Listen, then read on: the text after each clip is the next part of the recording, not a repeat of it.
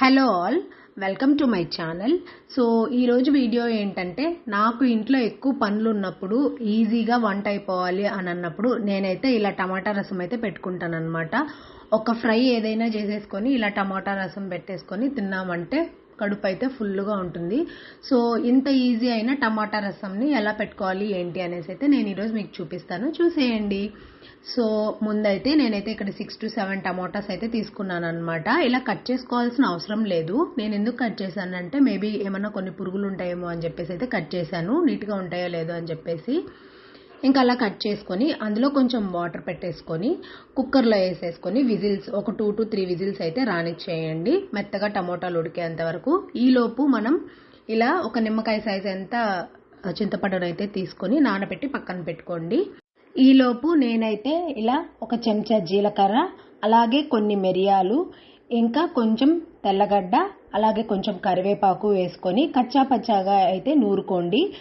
మెత్తగా ఏం మెదగాల్సిన అవసరం లేదండి. కచ్చా పచ్చాగా ఉంటే మనకు ఫ్లేవర్ అనేది బాగా తెలుస్తుంది అనమాట.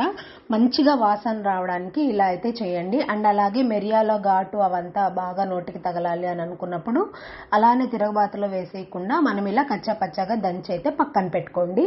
ఫీవర్ వచ్చినప్పుడు, అలాగే మనకి ఏదన్నా జలుబు చేసినప్పుడు, గొంతులో బాగాలేనప్పుడు ఇలా మనం ఈ రసం కానీ పెట్టుకొని తాగారు అంటే ఇంకా అన్నంలో కూడా వేసుకోకుండా డైరెక్ట్గా కూడా తాగేస్తారనమాట. అంత బాగా అయితే ఉంటుంది టమోటా రసము. సో ఇంకా నాకైతే ఇక్కడ టమోటాలు అయితే నీట్గా బాయిల్ అయిపోయాయి, ఇలా అయితే బాయిల్ అయిపోయాయి అనమాట.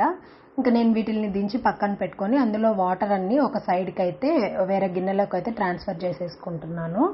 దాని తర్వాత ఇంకా ఈ టమోటాకి పైన తోలు ఉంటుంది కదా, ఆ తోలుని అయితే నేను తీయట్లేదు.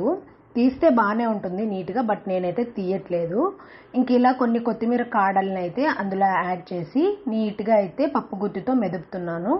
పప్పు గుత్తితో మెదపలేనప్పుడు మీరు చేత్తో కూడా బాగా పిసికేసుకోవచ్చు నీట్గా. ఇంకా అలాగే పక్కన చింతపండును కూడా నేను నీట్గా పిసికేసుకొని ఆ టమోటా గుజ్జు అయింది కదా, అందులోకి అయితే నేను ఆ రసాన్ని మొత్తం పిండేసుకుంటున్నాను అనమాట. మనం దంచి పెట్టుకున్న జీలకర్ర మిరియాల పొడి ఉంది కదా, దాన్ని కూడా నీట్గా అందులో యాడ్ చేసేసి బాగా మిక్స్ చేసుకోండి. అండ్ అలాగే పక్కన తీసి పెట్టాను కదా కొన్ని టమోటాలు ఉడికిన తర్వాత వచ్చిన వాటర్, ఆ వాటర్ కూడా అందులో యాడ్ చేసేసాను. ఇంకా దాని తర్వాత ఇంకా కొన్ని వాటర్ యాడ్ చేసుకొని ఇలా స్టవ్ మీద అయితే పెట్టేసుకున్నాను.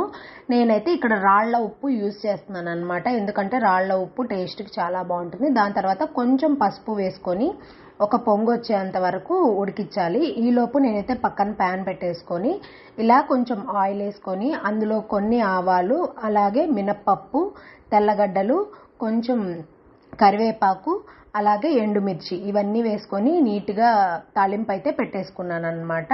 ఇంకా తిరగబాతని ఇలా రసంలో వేసేసుకోండి. రసం బాగా పొంగొచ్చేటప్పుడే దించేయడానికి ట్రై చేయండి, మరగనివ్వద్దండి. మరిగాయి అంటే ఏంటంటే అందులో ఉన్న మనము జీలకర్ర అదంతా దంచి పెట్టుకున్నాం కదా, ఆ అరోమా అంతా పోతుంది, టేస్ట్ అంత బాగుండదు అనమాట. పొంగి వచ్చేటప్పుడే దించేయండి. ఇంకా నేను అందులో కాంబినేషన్ అయితే ఇలా చికెన్ ఫ్రై అయితే చేసుకుంటున్నాను అనమాట. చికెన్ ఫ్రై టమోటా రసం కాంబినేషన్ అయితే చాలా బాగుంటుంది, నాకైతే చాలా ఇష్టం. సో మీరు కూడా ఇంట్లో ట్రై చేయండి. నా వీడియో కనుక మీకు నచ్చినట్టయితే లైక్ చేయండి, షేర్ చేయండి, సబ్స్క్రైబ్ చేయడం అస్సలు మర్చిపోవద్దండి. Thank you for watching.